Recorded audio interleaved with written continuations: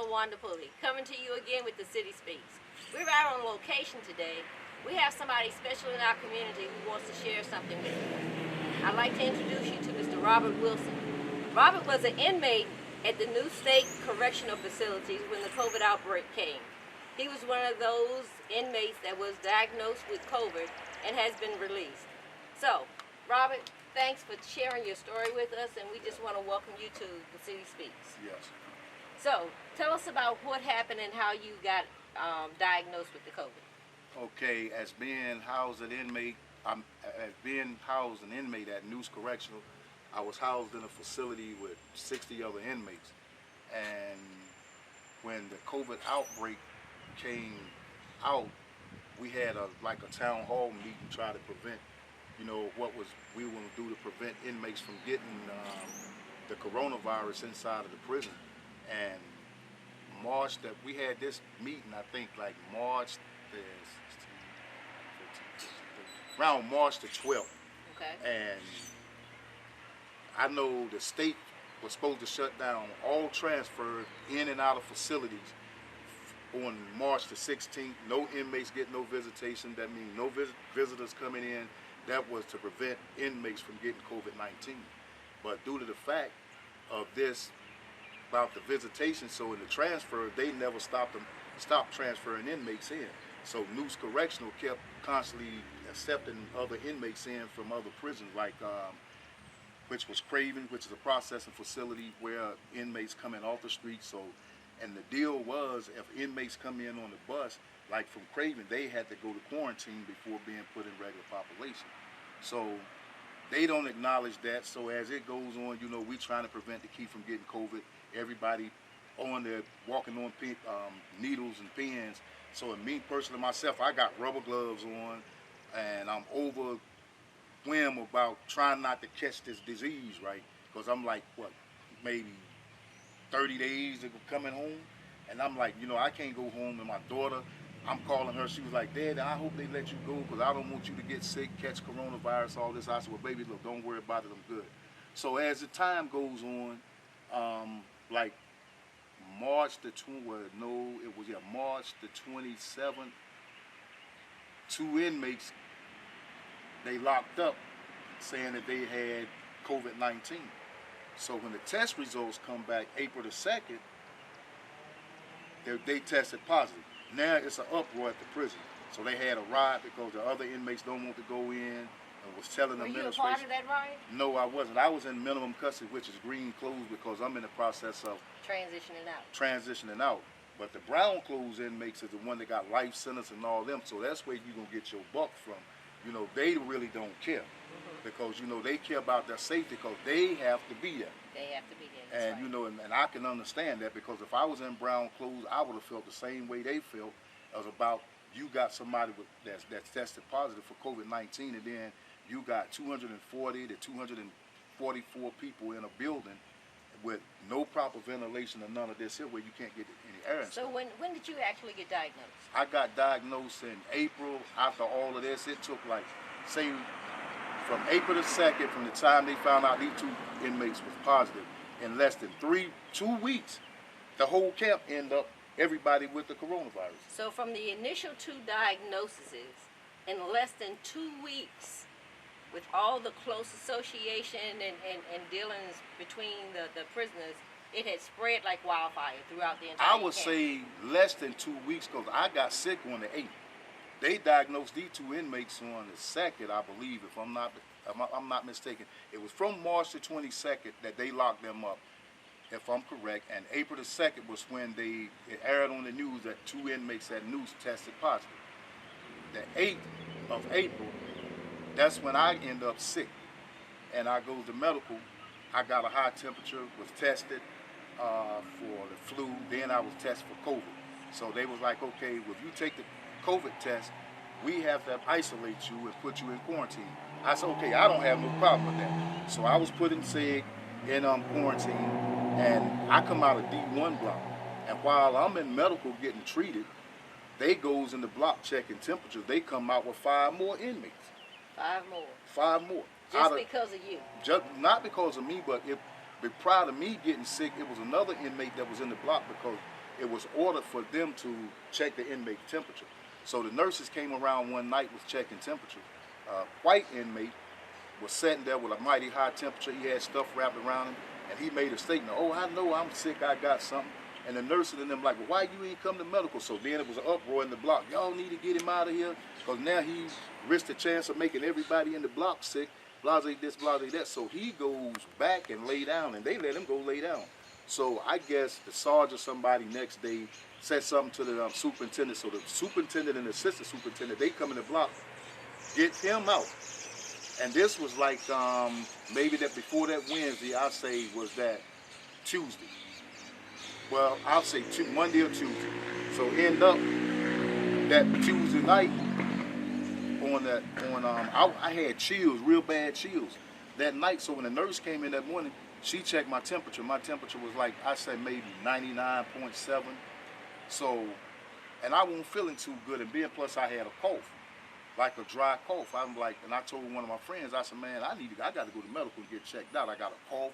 And I've been checking the symptoms, the way they saying the symptoms that you would have. I had the chills, I had the cough, and then I had like the tightness in my chest. I'm like, I'm going to medical. And $7 ain't nothing when it comes to my health. So I declare a medical emergency, boom. Like I say, go to medical. They check me, boom. Go through all of this. And while I'm in the holding cell waiting for a cell to go to quarantine, they go, like I say, they goes back in the block. They come out with 5 inmates. I knew them. One slept beside me. One slept another bed over from me. We knew one another. All of us slept on the same side. So they take their temperature. All of them got high temperatures. But anyway, all of us go to quarantine Wednesday. Friday, it comes back with the test that we positive. And then the process of that, they started bringing inmates in. They goes in our block. They got 20 inmates. So now it comes down, I guess, from the health department in Raleigh. They checked our whole entire block, D1, and every inmate out of 60 inmates in there tested positive, but 4. Wow. And so it was 56 out of 60 tested positive. Yeah, so you go from April the 2nd, when they aired the 2 inmates that was positive, till not even a week. You got a whole block that's COVID-19 positive. Okay, so even though this happened in the prison system, that goes to show us, so families who live with large populations in their house, with extended families, with grandparents and parents and grandchildren, would be under somewhat the same living conditions where this COVID-19 would just spread through the household like wildfire. Yes, it would just spread through the house like wildfire.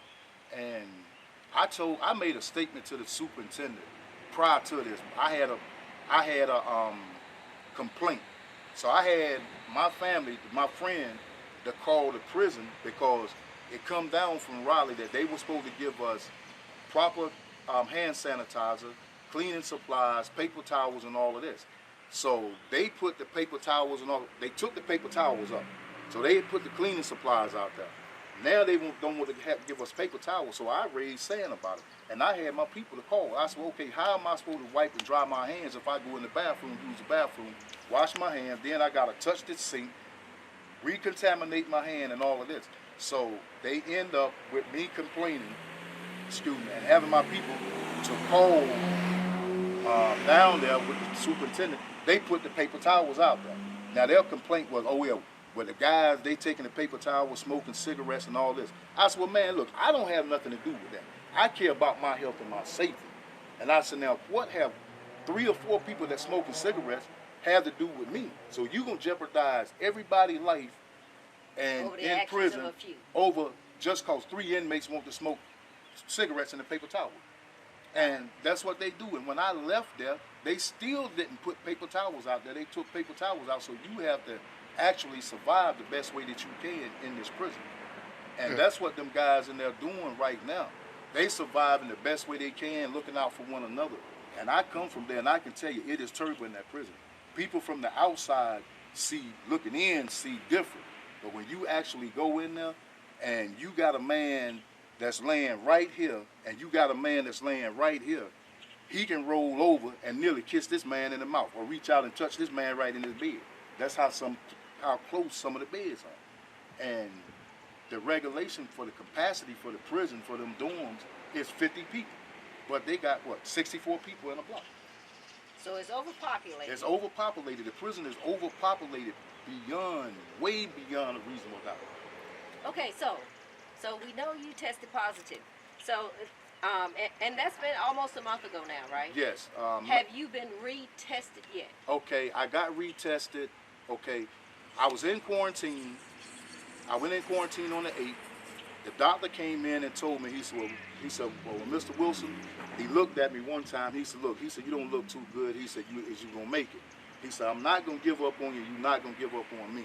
He said, you got to work with me. He said, I know you can't eat, but drink plenty fluid. And he said, it come from Raleigh that we got to test you every 7 days till you come up with a negative test result before that you can go back in prison and population.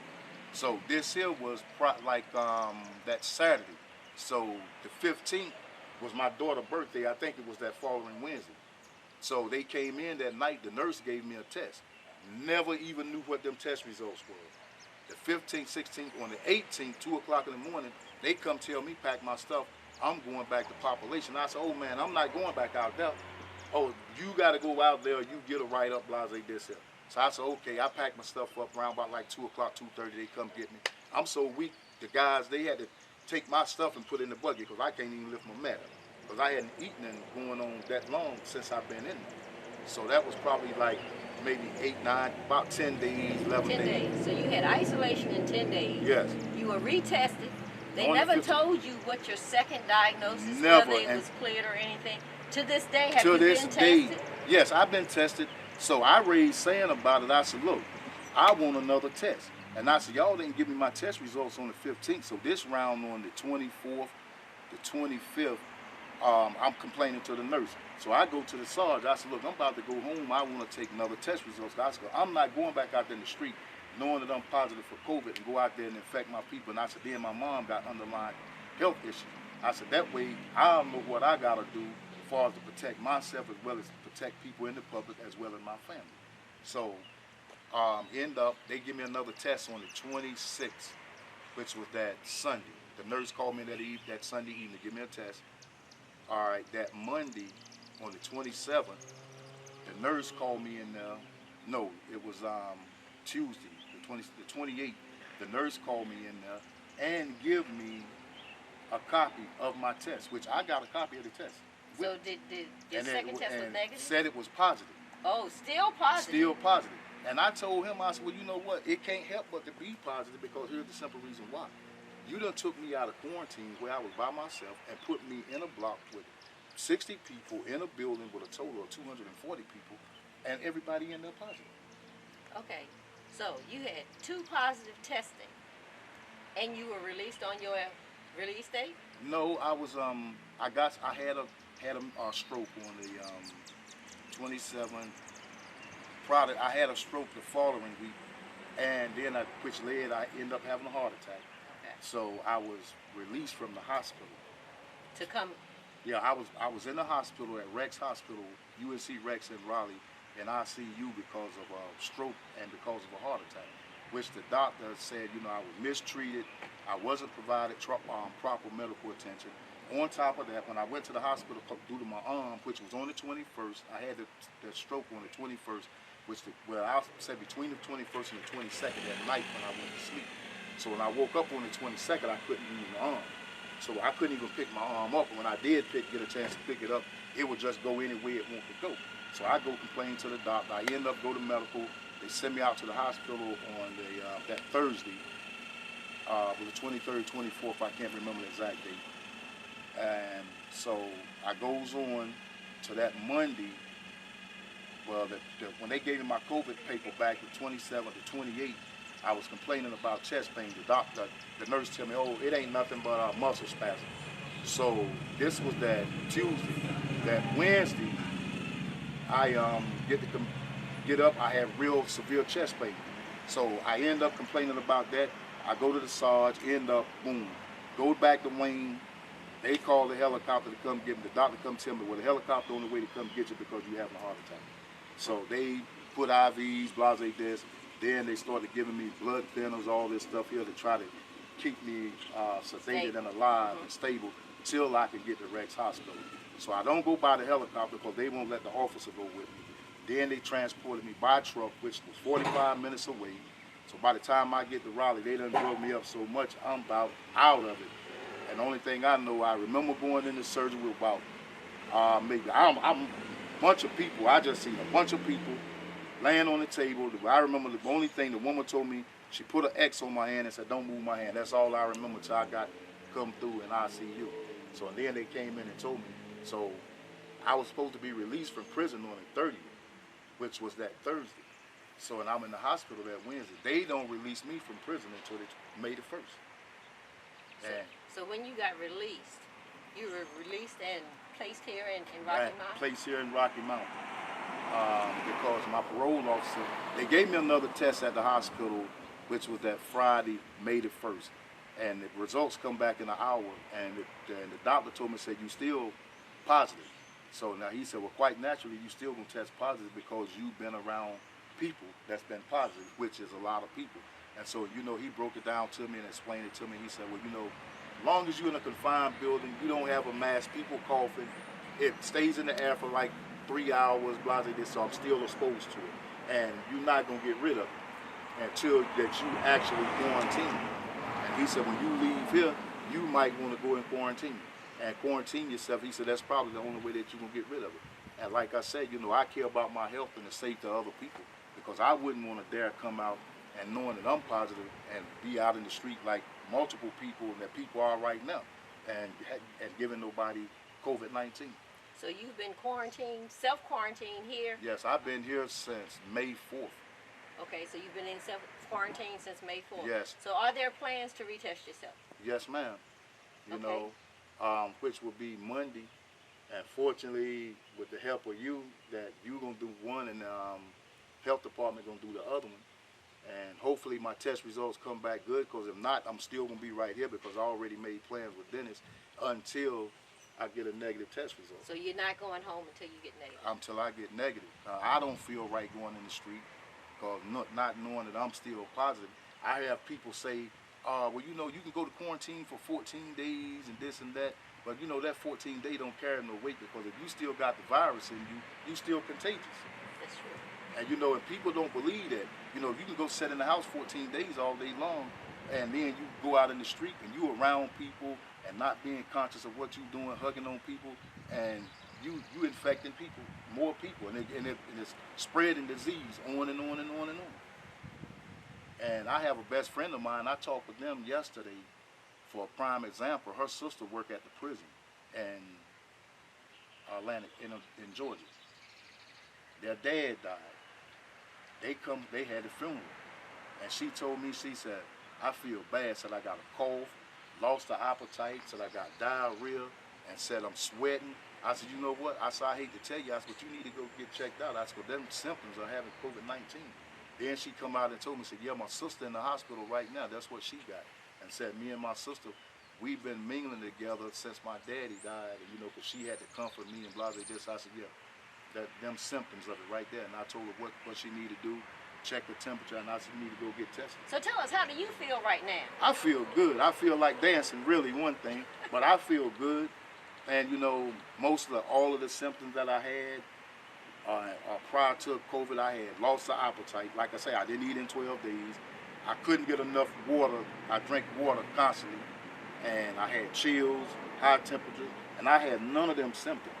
But like I say, you know, it's been from the 8th of April up until the 8th of this month, what is 30 days?